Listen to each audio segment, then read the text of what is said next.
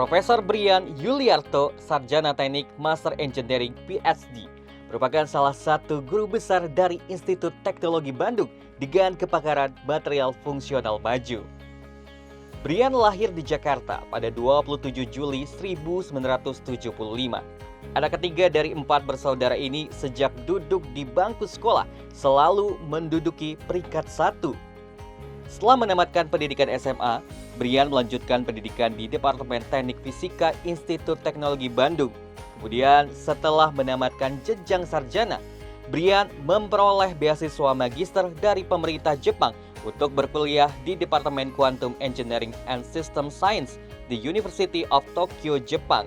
Gelar Doktor Ilmu Rekayasa Material juga ia peroleh di kampus yang sama dengan mendapat beasiswa dari Epson dan AIDS Jepang.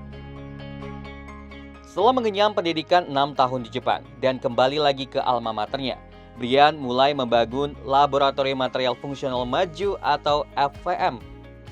Laboratorium ini berfokus pada riset dan pengembangan material nano untuk aplikasi sensor dan energi.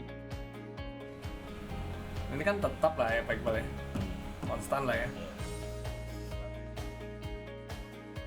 Kolaborasi riset menjadi salah satu kunci keberhasilan Brian untuk memajukan bidang riset material maju di Indonesia. Kolaborasi rasanya menjadi kunci penting karena berbagai keterbatasan yang di Indonesia itu, dengan berkolaborasi, baik peneliti di Indonesia maupun peneliti luar negeri, kita bisa menyelesaikan banyak masalah. Keterbatasan peralatan, keterbatasan analisa, dan lain-lainnya, kita bisa lakukan dengan kolaborasi.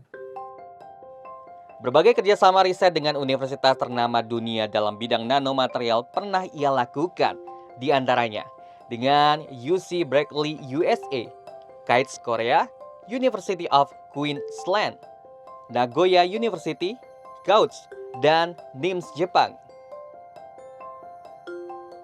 Riset yang pernah ia lakukan di antaranya riset material struktur nano berbasis porous material maupun metal organic framework atau MOF sebagai material sensitif untuk gas sensor maupun biosensor deteksi berbagai penyakit, serta pengembangan aplikasi material nano pada solar cell generasi keempat yaitu tipe DSSC dan perovskite material.